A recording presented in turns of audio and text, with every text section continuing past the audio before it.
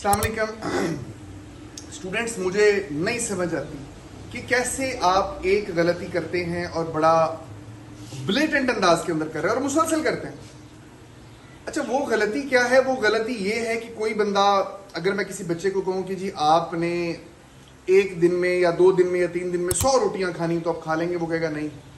मैं कहूंगा अगर 25 दिन में खानी है, वो कहेगा सर खा लूंगा, क्योंकि 25 दिन के अंदर 100 रोटियां खाना पॉसिबल है, एक दिन में 4 रोटी खानी पड़ती है। इसी तरीके से जो आप CSS PMS की तैयारी कर रहे हैं, इसका पैटर्न है। अब बच्चे क्या करते हैं? बच्चे ये करते हैं कि उन्होंने ज़हन बनाया हुआ है कि हमने पहले 4 माह या 6 माह सिर्फ हमने नोट्स बनाने हैं, नोट्स इकट्ठे करने हैं, नॉलेज इकट्ठा करना है। मार्च अप्रैल से शुरू किया और अक्टूबर तक उनके खाली नोट्स ही बन रहे होते हैं। कोई वो उसको याद नहीं कर रहे, कोई वो उसको अप्लाई करने का तरीका नहीं सीख रहे कि कैसे उस नॉलेज की बेस के ऊपर उन्होंने सवाल को अटेम्प्ट करना है। कोई उसकी प्रैक्टिस नहीं चल रही। उसके लिए उन्होंने रखे हुए आखिरी 3 महीने या 4 महीने, और उन आखिरी 3 महीनों में 4 महीनों में जाकर उनको पता चलता है कि ये पॉसिबल ही नहीं है कि जितने नोट्स बन गए हैं उनको याद कर सकें, वो याद ही नहीं हो रहे होते। एक दिन में इतना सारा कैसे कोई बंदा याद कर सकता है? फिर जब याद कर रहा होता तो उसको टेस्ट नहीं दे पा रहा होता, क्योंकि आपने जब तक टेस्ट न दें आपकी सही प्रैक्टिस नहीं हो रही होती कि आपने किसी सवाल को अटेम्प्ट कैसे करना है।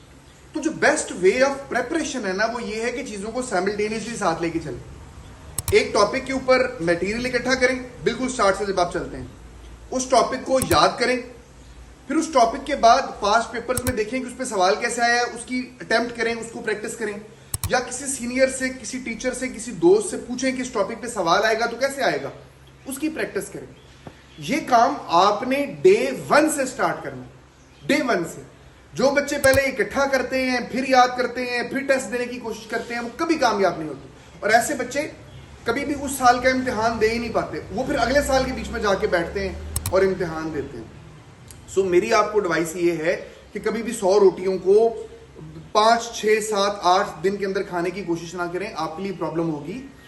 आपने तरतीब के साथ चलना है, और तरतीब बेस्ट क्या है कि जब आप CSS PMS की तैयारी करें, जितनी चीजों के नोट्स बनाएं, जितनी चीजों पे नॉलेज इकट्ठा करें, फौरी तौर पर उसको याद करें और फौरी तौर पर उस याद को अप्लाई करना शुरू करें, उसको टेस्ट देना शुरू करें। देखिए, एक्चुअली इंसान प्रोसेस से सीखता है ना, याद करना भी एक प्रोसेस है। आप जब याद करना शुरू कर देते हैं तो मेमोरी को और इस ताकत को बढ़ने के लिए पूरा साल अवेलेबल होता है, क्योंकि डे 1 से आप याद कर रहे हैं, चीजें बेहतर होती हैं, आपको याद करना आने लग पड़ता है आहिस्ता आहिस्ता। इसी तरीके से जब आप डे 1 से सवाल की प्रैक्टिस करते हैं या टेस्ट देते हैं, तो उस टेस्ट की प्रैक्टिस के लिए आपके पास पूरा साल अवेलेबल होता है, और आप आस्ता आस्ता ग्रो करते जाते हैं और इवॉल्व होते जाते हैं, इवॉल्व करते जाते हैं। जब आपने टेस्ट देने के लिए आखिरी 1 महीना या 1.5 महीने या 2 महीने रखे हुए हैं, तो उसका मतलब ये है कि आपने 10 महीने खा लिए हैं। जो 10 महीने आपको ग्रो कर सकते थे, आपके स्किल्स को डेवलप कर सकते थे, वो आपने खत्म कर दिए खाली नोट्स बनाने में और मटेरियल को इकट्ठा करने में। मैं एक पिछली वीडियो में बता चुका हूं। तो जो CSS या PMS है, ये नॉलेज का नाम ही नहीं है, ये नॉलेज की एप्लीकेशन का नाम है। सो तरीकेकार बेहतर करें। जब से तैयारी के लिए बैठे तब से ही नॉलेज इकट्ठा करना, उस नॉलेज को याद करना, जो याद करने वाली चीजें हैं, और उसको अप्लाई करना, इसको साइमल्टेनियसली करना जो है वो स्टार्ट कर दें। Wish you best of luck.